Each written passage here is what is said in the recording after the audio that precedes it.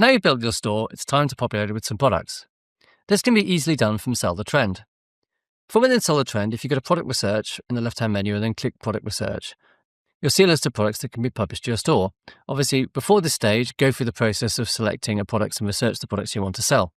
So let's just take an example product. If we choose this iPhone case, clicking on it gives us information about the product. If we decide we like the look of it and we think it's a good thing to add to our store, we can click Add to Store in the top right-hand corner.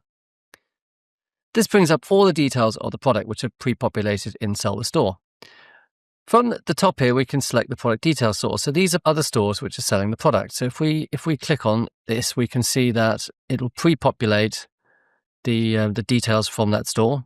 So if we click on another one, it'll give us a different description. Now, the way the search engines work is they give preference to sites with unique content. What you don't want to do is use the same content that other people are using, because you'll get poorer search results. Sell the Trend has thought of this. They have an AI tool for generating new content. It's called their AI Brand Builder.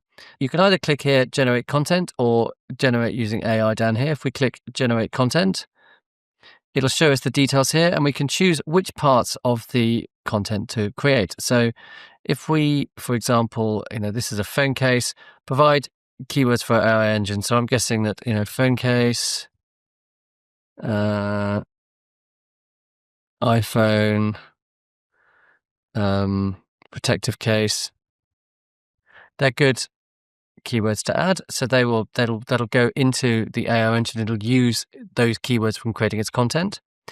We can choose the description length. Long descriptions are better. We can choose a writing style we like. It's good to have a similar writing style across all the different product listings on your site, and the output language. So you can either generate all the attributes of a product or only some of them, and this is the goal here. So for example, if you wanted to just generate a product title, that'll cost you 1 credit. If you want to create everything, it'll cost you 5 credits. So let's just click Generate and see what it comes up with. It's giving us an SEO product title and an SEO product description. If we click Use This, it will update the content on the listing. So if we just click out of that now, we can see that this content has been updated. Before we publish the product, there's a few other attributes we need to set. If we scroll down the page, first thing we see is pricing. This is the pricing you will sell at on your Shopify store. You can either set the price manually, you can just edit it here, or you can use pricing rules which are set up in settings on Sell the Trend, and you can see it's grayed out now because it's using the pricing rules. You can select the collection that you use on a Shopify store to publish. This is something you set up in Shopify. If you set up your collections on Shopify, that'll appear here and you can select one. Finally, fulfillment source. There's a range of suppliers for this product. If you select one, that's where your product will be sourced from. And you can see at the bottom here the stock that they have for that product. When you're happy with the product, you can click Push to Store at the top, and it'll publish your product to your Shopify store. If you want to see the products that have been published to your Shopify store, go into the left-hand menu and then Store Manager. Here you will see a list of the products that have been pushed up to your store. So you can see here a number of products have been pushed up.